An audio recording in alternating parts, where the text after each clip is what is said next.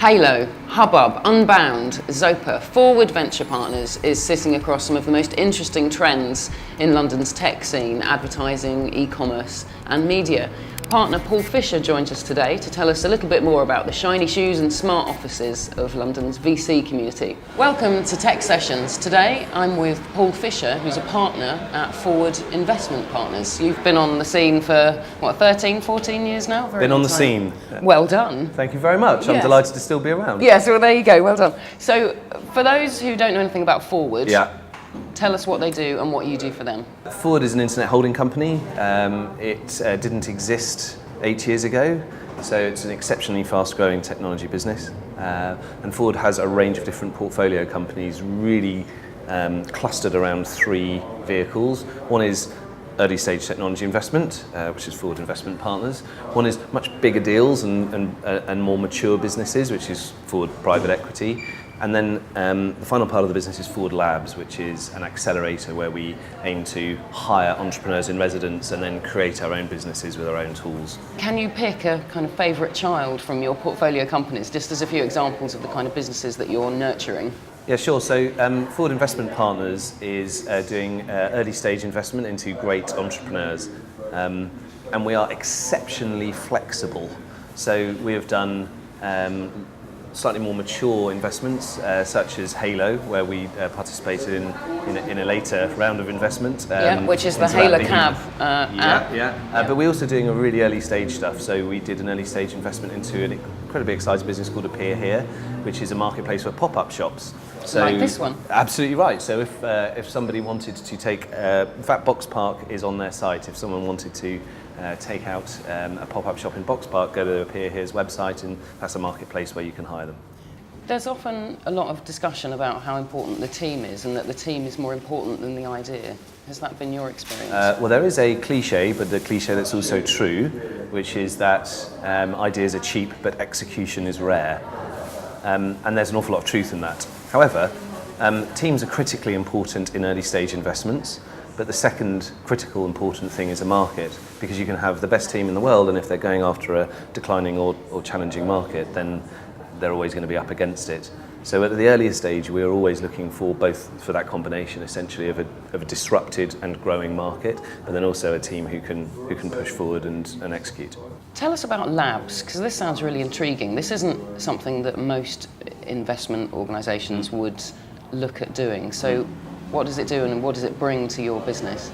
Labs has been going for 2 or 3 years, and Labs has become more and more systematic as we have developed the business and also developed the underlying techniques that we're using. And I have to say that Eric Ries and the Lean Startup is core to the whole methodology that Labs are using. So for somebody that doesn't know about Eric Ries and Lean Startups, give us a very quick overview of that working methodology. The underlying philosophy of Labs, which is consistent with Eric Ries, is that a startup is a group of people in search of a repeatable and scalable business model. So what that methodology allows anyone to do is to take an idea or take a concept or take a problem and then run a series of tests in order to quickly work out, on using data and evidence, whether there is a reason to continue to invest in that business. And the reason why I'm particularly excited by that is because if you look back 15, 20 years, a large number of entrepreneurs were focused on trying to convince a VC or an investor why their idea was great. But the great thing about the lean methodology, from my perspective, is you're actually empowering entrepreneurs and you're giving the entrepreneurs all the tools they need in order to solve for that problem themselves without having to go in and convince, some guy with expensive shoes in an office in Mayfair. Are you not one of those guys with expensive shoes in an office in Mayfair? Are we correct to call you a VC? I mean, there's multiple forms of investment, and it's very easy in the startup scene. You kind of lump people in as being the VC group. Just clarify where the money comes from. For the avoidance of doubt, we are investing. We're investing real-life cash in real-life entrepreneurs in minority stakes in order to try and help them grow, and we're investing for financial reward.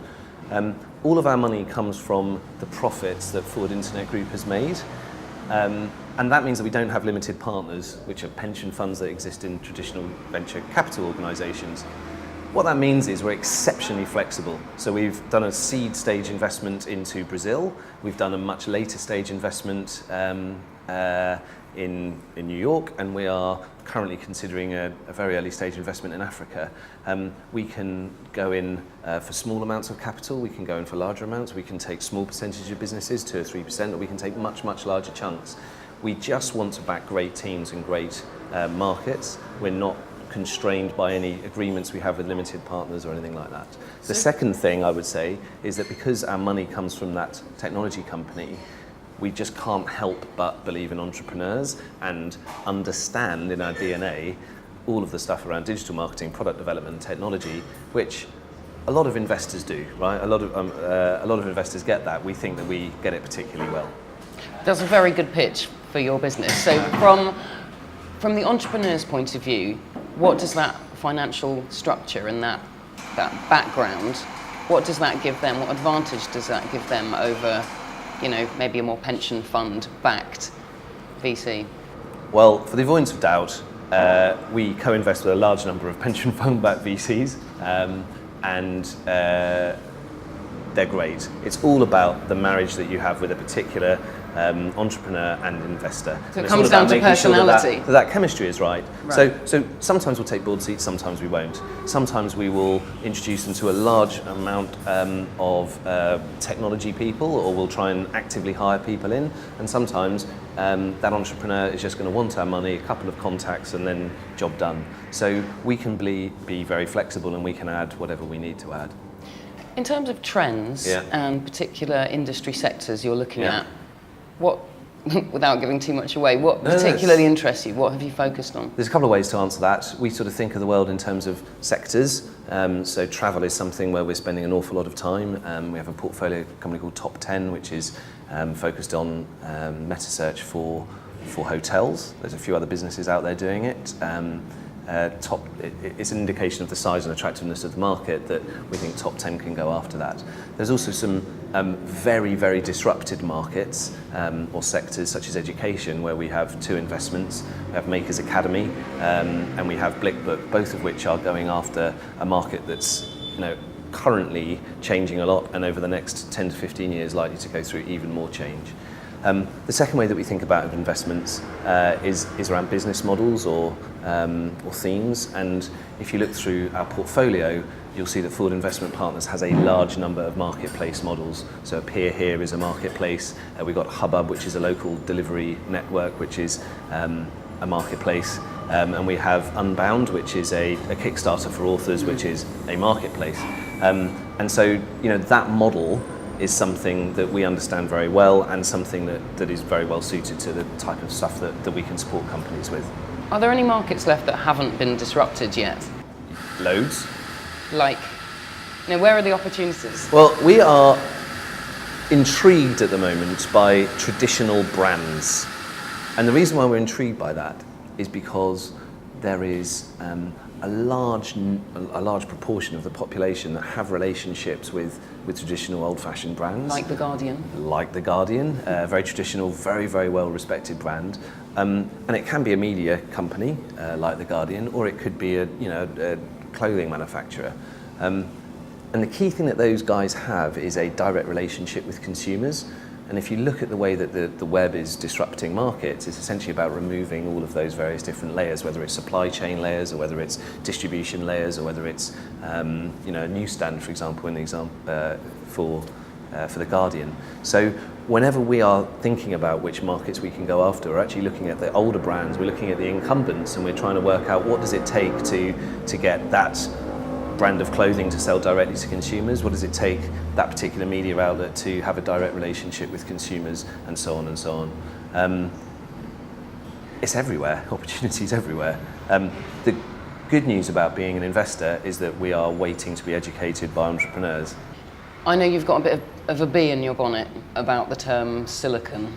Would you like to get it off your chest? I think that what is happening in London is incredibly exciting. Even sort of 4 or 5 years ago, London was a good place to come because that's where the money is. It's where the VC community of Europe lies. Particularly the sort of slightly more institutional investors. There are a large number of seed investors and angel funds and so on, all across Europe. But I think the critical mass of investment is in London.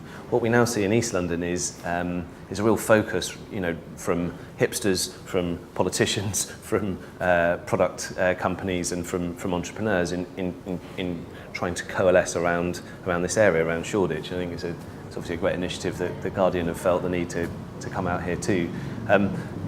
My objection is just on the word silicon. We already have one Silicon Valley. Europe doesn't have to be silicon anything. Europe is just Europe, and Shoreditch can just be Shoreditch. It's a slight squirm on the use of language rather than any objection to the ecosystem. Well, fair enough. Maybe it just needs to be digital and not silicon, and we'll come up with our own names. Thank you very much. Yeah, or just Shoreditch maybe. Or just Shoreditch. Yeah. Paul, it's been really interesting. Thanks very much for joining us. Thank you for having me.